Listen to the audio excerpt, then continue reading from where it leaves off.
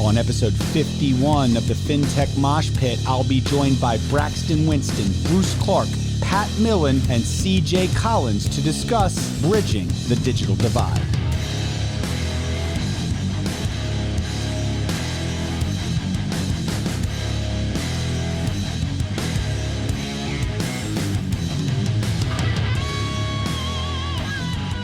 Oh yes, ladies and gentlemen, we are back. It's episode 51. 51. It's amazing. There's so many people I want to thank. I want to thank my parents. I want to thank God. We'll do that later. Episode 51. We'll celebrate that milestone. But for now, we've got an amazing topic, an amazing group of people here. We are going to discuss bridging the digital divide. It's important always. It's never been probably more significant and important than it is now during the time of COVID and everything we're going through. And there has been news and movement in some small way that could build up to something more this week that we're going to talk about. And with me to discuss all of that, Braxton Winston, Charlotte City Councilman, Bruce Clark from Digital Charlotte, Pat Millen from E2D, and we're going to have a special appearance from CLT Esports legend and guru CJ Collins shortly. But first of all, first and foremost, and I promised I was going to work all the mute buttons, so I'm going to go ahead and unmute everybody now because, you know, after 2 months of pandemic quarantine, I think we all should be experts in this technology by now. But if not, gentlemen, welcome to the show. Thank you all for being here. Thanks for having us. All right, let's start pretty simply, but let's start with two gentlemen that live this topic every single day. And for whatever Braxton and I and others' passions are, you guys are literally on the ground floor of trying to solve this just massive challenge that we face, the digital divide. Bruce, let me start with you, and then we'll go over to Pat. Tee it up for all of us. Tee it up for the viewers. Maybe I find it strange that occasionally people don't even know the term, let alone the state of this situation. Can you help us with that? Yeah, Tarek, and thanks for having me. And I think the simplest way to think about the digital divide is a stool with 3 legs, and you need all 3 of those legs to stand up for that stool to stand. And so the first leg is the access to the internet, right? You need the internet in order to, that's one of the legs, right? The second is the technology. You need a device. We often in our community talk about a laptop or a desktop over a cell phone in order to take full advantage of what the internet has to offer. And then third, the digital and media literacy skills, right? So it's the combination of those 3. You need the internet, you need the device, and you need the skills to be able to take advantage of it. There's tons of analogies, but each one of those legs is critical for that stool to stand. And really for our community and for all communities, that stool is not only for somebody to sit on, but for somebody to stand up and reach to the next level of opportunity they're trying to create in their life. And how do we expect people in our community or any community to thrive in a modern society, economy, and democracy if they don't have one of those 3 legs, or if they don't have a stool to stand on? So before I ask a specific follow-up, Pat, let me just run over to you. I mean, both you guys have done amazing work. E2D has done stuff for the Carolina FinTech Hub and the programs that we've run that have made them happen in such important ways.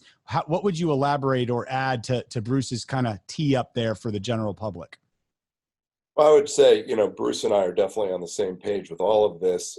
You use the phrase "never been more important." It's never been more obvious that we need it, but it's been as important for a very long time.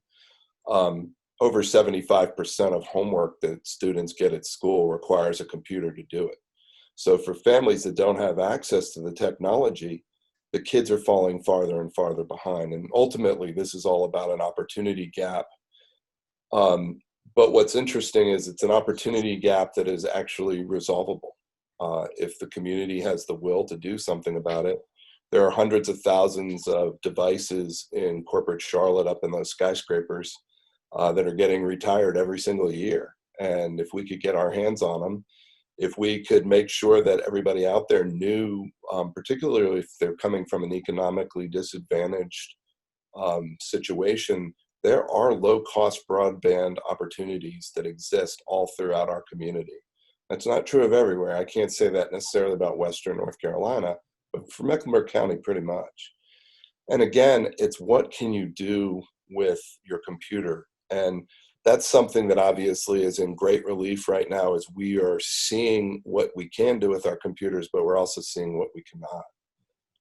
I've got examples later on perhaps I can refer to, but I've been delivering computers all day today. We started at 7 a.m. and have had to actually change the schedule so I could join you all to do this. But every computer that we handed out today had a different reason for why it was so critically important. But the two things that existed was it was super important, and two, the people that got their computers today were tremendously joyful. Wait until we get CJ on in a little bit, because for the YTAC program that we did, he also got the joy of delivering computers, both the heartache and pain, but also like come back each day and be like, man, you should have heard this story. The mom came out and was like, you're dropping off what exactly? And my son gets to use it to do what this month? I don't like, I mean, just the people, I don't think people realize, you know, how impactful it is on human lives and lives. And I think that's, Braxton, where I kind of want to transition over to you with this next question. These guys have teed it up really well as it relates to, you know, why it's something that is challenging and there's need and all that stuff. Talk a little bit about why you're so passionate, because you literally drive me in this conversation. I'm passionate about it, but you're on me, pinging me every single day. Like, we got to get back on this. When's the thing? What can we do? But also tie that a little bit to a little deeper into the relevance, right? Because it's not just like well, some people have computers and some people don't. There's this entire upward mobility gap, economic gap that exists that seemingly in this, you know, 2020 year that we're in right now in a digital world, that is, you know, the underlying ingredient by which you can or can't achieve some of those things. Talk to us a little bit about that. Yeah, absolutely. And it's pretty appropriate that we're sitting here today on the day that we're having this conversation, as I stand in solidarity with the people of Minneapolis and Louisville. I met Bruce on the streets of Charlotte in September of 2016. And when we were having our own civil unrest. And my form of protest, you can go back and obviously the digital aspect was a very important part of the role that I played in my experience. And the way I decided to continue my protest of the injustices I saw that are embedded within our society was to run for office. And one of those things, as you well know, Mr. Bukhari, when you run for office, you have to answer that question, why you're doing this. You have to be able to answer it in 30 seconds. And I kind of formed my own three-legged stool, as Bruce talked about. And I'm doing it because to build more equity, access, and a more interconnected place for everybody here in Charlotte and wherever people may be. And I quickly, with the help of people like Bruce and other people in my life, saw that the digital divide is a very important piece of fixing those systemic inequities. As you talked about, if you don't have a bridge digital divide, you can't get certain jobs, right? Regardless of the talent that you have. So in order to build equity in our systems, we need everybody to have the utility of digital connection. When we talk about access, right? Access is not simply physical. When we think about infrastructure and the role of government, for instance, in terms of roads and airports and power and water, it is digital now. In order to access certain things, you have to have those infrastructures in place. And the way we change things has to be, we can't do it from a certain point in the system. And as it's been said many times on this call, it's never been more evident how interconnected everything is. So if people are unable to plug into those systems in an interconnected fashion, we'll never fix those things that I'm very passionate about doing. And it's something that is so obvious. It's something that I think is low hanging, as these gentlemen are the work that they're doing. If we find ways to provide institutional support for some of the market-based as well as foundational-based initiatives that are out there, we can do a lot with with less than we think, I think. So I think one of the things that draws me towards this topic with you and the work we've been doing this week and what's kind of come to a head has been really centered around you and I. We're friends, and we've had many knockdown, drag out fights over the last 3 years on things we just disagree with. A lot of them center around politics and this and that. However, this one kind of seems to bridge that gap as well, because you hear someone like you and the perspective you just came from, the 2016 protests, the equitable gaps that you see and how the digital divide plays into that and how it's necessary to achieve upward mobility. I see that. I agree with absolutely components of that and really all of it, to be honest, but there's other angles too.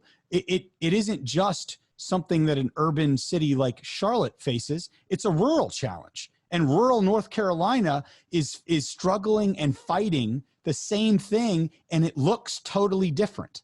So it doesn't, the face that you present on the screen and the face that I present on the screen, and those two guys' faces, CJ's face who's going to come on, this is something that people don't have to jump to sides or an aisle. It's a business, and it's a human problem. And that's why I think this is one of those things that we do violently agree on, because that's the kind of stuff that not only heals and helps Charlotte being 50 out of 50 in upward mobility, but it heals North Carolina with the great state of Mecklenburg mindset, but all the 99 more rural other counties that are literally struggling with a different face of the exact same problem. So with that being said, that's how I think the news of today that we wanted to highlight. And then Braxton, I want you to jump in with a little more context, because you really started driving this bus to begin with.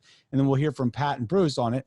Is we finished our budget, and our budget for the city of Charlotte is $2.6 billion. It's large, there's all kinds of complexity. And in the end, one of our colleagues kind of saw something, said something, and per normal approaches, we all start jockeying over an extra 70 grand, right? Absolutely irrelevant amount of money. But everyone's like, well, I'd like it to go to this, and I'd like it to go to this.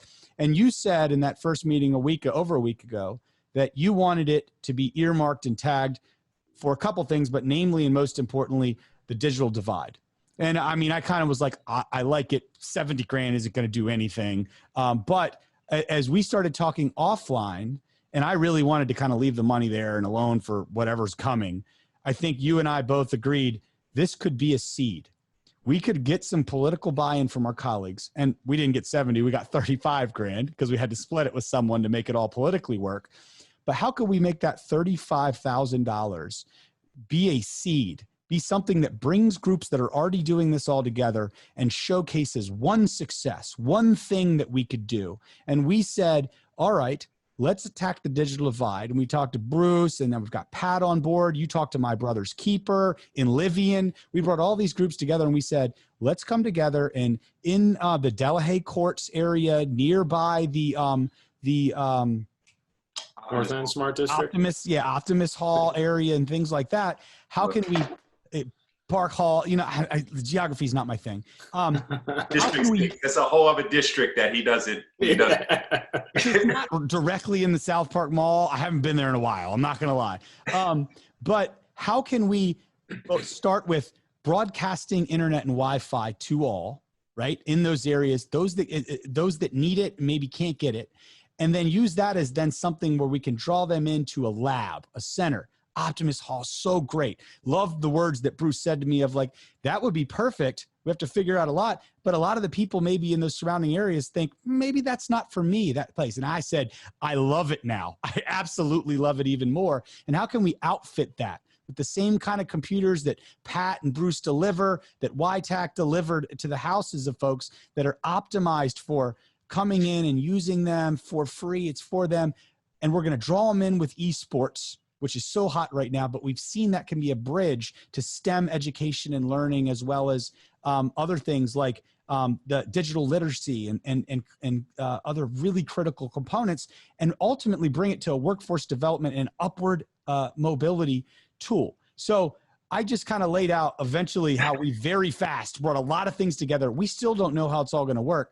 But if we can show with $35,000 as a seed that we can plant a garden in one part of town, to do this and bring all these groups together, there's no reason to think that can't spread around town, can't go from a rural perspective and go with our General Assembly members. So Braxton, before we get the response from the other guys, I mean, you started this bus down this path.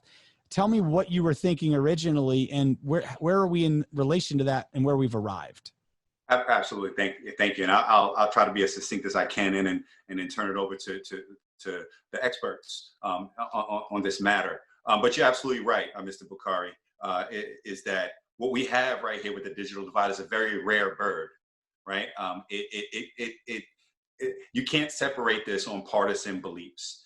You mentioned the urban-rural divide. This is something that connects us, and especially here in North Carolina, when you have those things where you can have the urban-rural business community, grassroots community, Republicans, Democrats, state and local agree. There are not many of those things out there to do real good work and have specific and general impact on people's everyday lives. So I was really inspired by one conversation that we had, is that we have the ability, even if it's very small, we have the ability to turn a seed not into a plant or a tree, but into an entire farm. So that's what that can benefit people far and wide. So here, what you said, this urban-rural divide, right? It's the same thing on a farm. In terms of the need for equity, access, and interconnection, right? In order to be a farmer, right, you need certain access to digital divide to keep up with the market around the world, right? And farmers that don't have it, just like in certain zip codes here in Charlotte, you're not able to participate and you lose equity, right? And there's a challenge for the infrastructure in the rural places, just like it is in some of our neighborhoods on the west side or on the east side of Charlotte to get that to happen. You know, so when coronavirus hit, I saw this as there's an economic engine here to fix this problem, right? If we know that we want to reopen the economy, I really see in the continuum of public-private partnerships that infrastructure investments are an important part of getting out of rough times and propelling folks to the future to really prepare for the changes that are coming. And while this was a good idea, Bruce and I and Tarek and I have been trying to figure out how do we do that? How do I do that from the platform that I have as a city council member? I have this $2.6 billion budget, but it's also, we have very limited resources now. We have a lot of pressures on those resources. So we had the opportunity, when all was said and done, to take this very small amount of money in the grand scheme of $2.6 billion, but we have the buy-in to be able to leverage those public dollars to private dollars to figure out what can we create now, not that is just one program, but something that can be repeated in different parts of the city and ultimately exported to different parts of the state. What are we going to do with the resources and the platform that we have? And that's why we're here right now with $35,000 and some really strong partners to figure out how do we find solutions now and here to do that. Yeah. And I love that farm analogy too, but I also think it's not only, which it's important, not only about a little 35 grand that then we can leverage and get private dollars matched and other groups working on it. I think that's important, but I also think far more important than that is we have a creative group here. I would wager that when we're done, pound for pound, this will be the most highly leveraged and impactful 35 grand that the city of Charlotte has ever spent on anything. I'm going to make that claim now. Pat, why don't we start with you and your reactions and if you agree with that? Well, I totally agree. I think what we really need to do is come up with a manageable pilot program, whatever that is, that in its design, we are making it replicatable. So that's a certain amount of bandwidth, that's a certain amount of device, that's a certain amount of training. And again, I think, can I imagine Optimus Hall? Absolutely. can I imagine we have neighbors that are close by and not too far away that can get there, for whom this would be something meaningful that they could use on a frequent basis. I think if we could build out one successful pilot for $35,000, and it's true, it's not a lot of money. $35,000 is it's 1,000 hard drives. It's like it'll only get us so far. And so I think it's good that we as a group could potentially come up with what tangible that can represent. But ultimately, I think it's as simple as this. Charlotte, before pandemic, had 40,000 unfulfilled entry-level IT jobs in this community. And to me, that is where opportunity is going to really reign for a lot of our communities that have been underserved over time. And so making sure that students have computers, know what to do with computers, and can become viable in that job marketplace, that's where it becomes a totally nonpartisan issue. That's the rising tide raising all boats. And you can make it an economic issue, because every kid that can get through school and become viable in that marketplace is going to be a net positive to our economy, as opposed to not having the opportunities, which may result in societal costs that'll be harder. And what we have found is that digital literacy, as well as knowing your way around a computer, and your WINS program's obviously a great embodiment of that. But I also think our Reimage Charlotte labs, where we're training kids how and do these things. The people that are working in our computer labs, and we've got 60 kids working on our labs right now, I got companies beating themselves up trying to hire them, because they have proven that they can get their way around this work.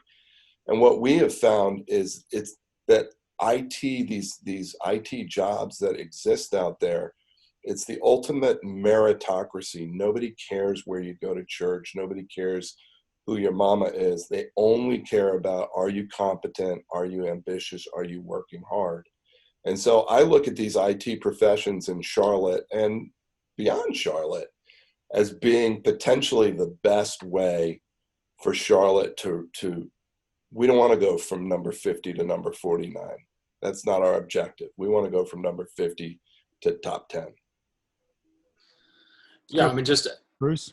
Yeah, I mean, I think I agree, obviously, with what Pat said. We talk nearly every day, and so we're clearly on the singing from the same hymnal here. I would add that we know that all jobs of the future and of today require the ability to leverage technology. And so I think that the IT jobs and the fintech jobs and these jobs all obviously have a need for talent. We have incredibly untapped talent in many of our neighborhoods, because that we can think about how do we create a pathway for them into those programs, but also just the idea of what kind of community do we want to be. Everyone on this call knows that to thrive in a modern society, you're going to need access to technology. You're going to need a device. That device is probably going to look different today than it does in 5 years. You're going to need internet access. That's going to be a different requirement today than it's going to be in 5 years. And the skills are going to be ever evolving.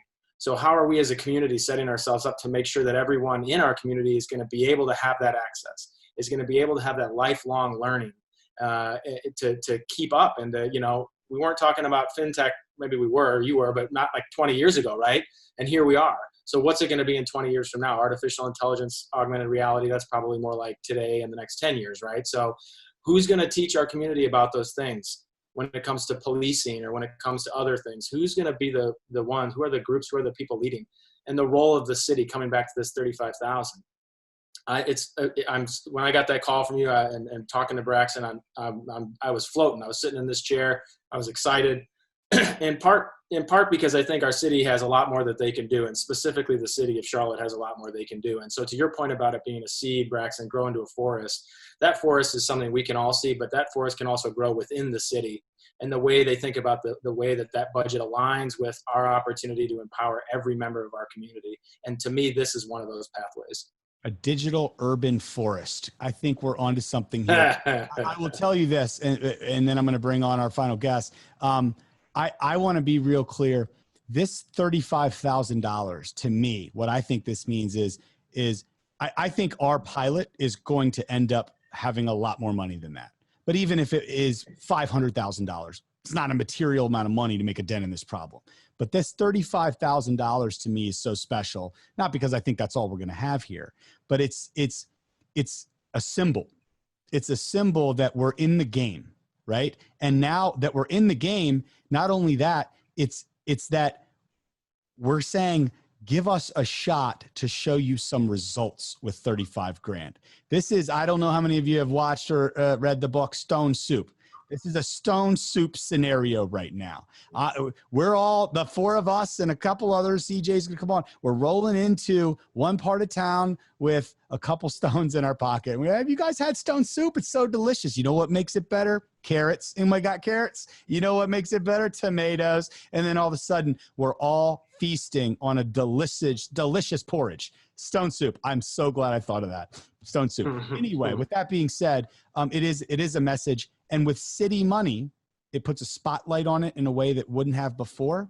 And it legitimizes it for other partners to come in that we don't have to prove things to them. And with that, I think that CJ Collins, I'd like you to jump on here with us for this final piece. This is a unique part that I think is going to make that stone soup delicious, ladies and gentlemen. Right now, if you've got this component of the digital divide that we know we have to solve and we know how important it is, you can build everything you want. You can provide free internet. This is not, and I think you would all agree, this isn't a problem of putting technology in the hands of people who don't know how to use it, don't want to use it, or don't care to use it. It has to be so much more than that. The computers and the technology are the assets, but it has to be surrounded with programming and support and all the kinds of things that bring them in. And I don't want to use, I mean, I speak bluntly, I don't want to use the word trick people, but I'm prepared to trick people. And I have found over the last several months in partnering with CJ Collins here with Charlotte Esports, that esports is an amazing way to trick people. And it's an amazing way to trick people because this is what they're doing right now. It's hot. It's super hot in Charlotte and worldwide. It's about to be a $1.5 billion industry on its own. And COVID has taught us that people can't go play physical sports and they want something to do. So these guys at Charlotte Esports have been partnering with the grassroots soccer fans and MLS with FIFA, and they're getting that going to the next level. They've been doing all kinds of tournaments. They worked the YTAC program with us. CJ is really a mastermind behind all that stuff. And we have seen how esports not only is fun and we're meeting them where they are, it can become a gateway drug in a positive sense to showing them, this is what you're passionate about. Let's show you how STEM education is important and how technology actually made the things you love and how that can turn into a career otherwise. CJ, tell us a little bit. I mean, you're the coach. I refer to CJ as coach. In the YTAC program that was about upward mobility and career advancement opportunity for our young people graduating CMS right now, and many of our Title I schools that maybe weren't going to go to college, they got this opportunity over the last month, and CJ was with them every morning as their esports coach, essentially teaching them skills, games, all kinds of stuff. CJ, what was that like? And as you hear this whole concept of the digital divide, what do you think esports can play in that solution? It's really funny because I think as you guys were talking, I was kind of thinking about how I touch all of your issues in smaller and different ways every day, right? And I think that from like the beginning with the YTAC program was, how do we get computers and how do we teach kids to use computers that may have not had a computer in their whole life, right? And I think that was a big piece of what we did with YTAC, because we had to go through, and I had remote access to their PCs. So I would go in and help them and teach them how to do these little things, right? And that taught me a lot about what is missing in some ways. But back to the other, kind of concept of all this, like esports is so hot right now. I mean, if you want to compete in something and you want to do in something, esports is totally, everyone's watching it, everyone's home and they want something to compete in, whether you're a player and you love NBA 2K and you're like, I'm going to invest some time in NBA 2K and become a little bit better. That's right, Bruce. Like shout out to the NBA 2Ks and the Hornet Venom guys, but like, it's a great game and you can be competitive with it and you can challenge your buddy to like a 1v1 in it. And there's a lot of of great things that come from that by being involved in that community and all the folks within it, right? You touch everyone because a lot of people play NBA 2K, right? So you can make a community of people that all want to do that and want to get involved. But I think it's really, really cool, this whole concept of what we're doing and the direction you guys are going. Tell me this, because I loved the mantra you brought. Braxton right there is a collegiate level athlete in the physical world of sport. Sure. Right. Remember, that used to be a thing before that went all away. And Braxton joined us in one of the YTech sessions. He heard you talking to the kids, but I mean, you're a coach, and the lessons that people know that love physical sports understand, those lessons are passed along in esports just in many of the same ways. I saw a tweet from you yesterday, I think. I'm going to read it to you, and I want you to respond. What the importance do you think of the lessons learned and how this connect? You said, challenge your teammates to be better. Don't destroy their confidence. And that, if anyone operates with you, is in the Discord or over on Twitch watching you as you teach people all these skills and do stuff, you have you like to bust chops. We all have fun, but never, even if someone sucks and they're terrible at it, find a way to build them up. Don't tear them down, because it's a toxic culture. Tell us about your mantra and mindset going into esports and how that can change people too. Yeah. So I think that this is the bigger conversation of what soft skills do you learn by being a part of a team, right? And there's some people that just don't want to go outside and play football and basketball, right? And they don't want, they're not into the physical sports. And I think this gives those kids an opportunity that would rather be involved in some kind of competitive esport thing to learn those soft skills. Hey, how do I deal with conflict on a team? How do I become better at my craft, at my game?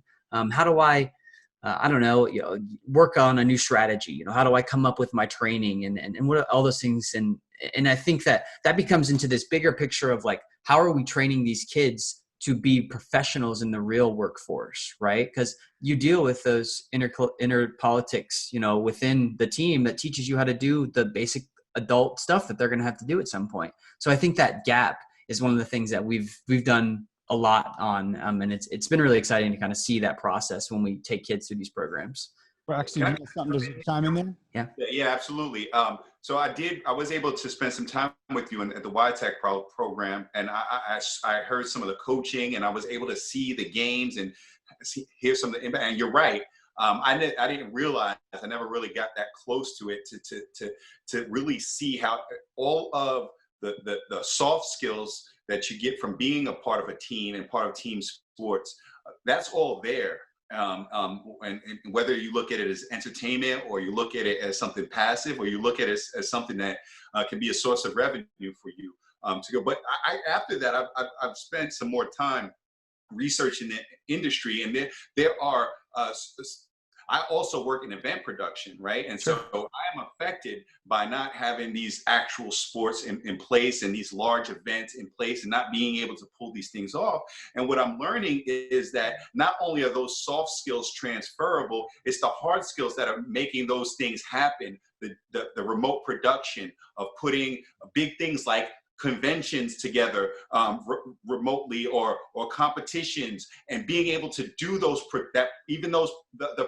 production infrastructure from, i.e. cameras, directors, lighting, all that stuff.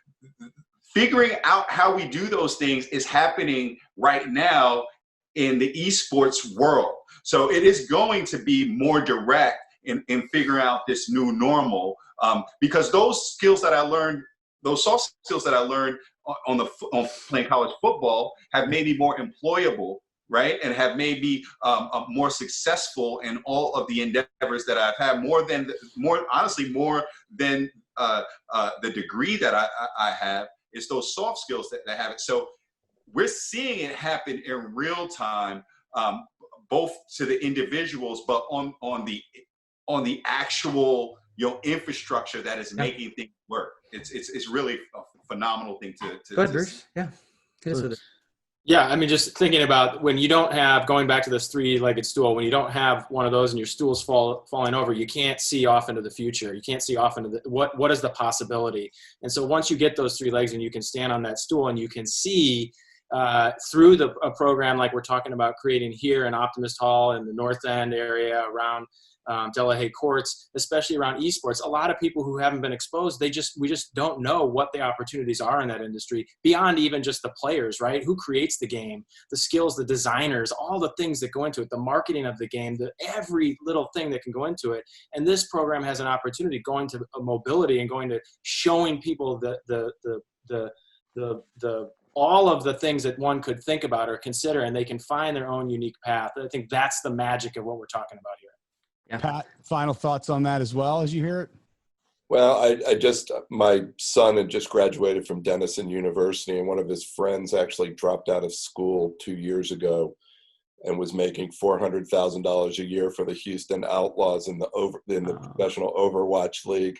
And so if you want to trick them, you can also trick them with a little bit of the very, very best of them could potentially someday make it a career for a while. Been happening in the physical sports world forever. I mean, but yeah. it sent a lot of people to college that had no chance of going pro. But it's a real thing. CJ, last word from you on the esports side and what you think this can be. Yeah, I really like what you guys, you guys have you understand the structure of like how all these things can kind of touch each other. And I think that when we talk about cross-training and what this whole infrastructure looks like, right, being able to touch those production folks and bring them in, and the tournament organizers who are actually running the tournament, and then the players and the coaches and the sponsors, and all these pieces are kind of churning. And I think that this is an element of that, like the city and the government kind of creating a program that's designed within STEM in order to push everything upwards and bridge the digital divide, right? Like, because that's all we want to do. We want people to be able to connect in the ways that we want them to be successful, right? And I think that that's amazing. Final thoughts from you, Braxton. I'm very excited. We have that, like you said, that token amount of money in our budget.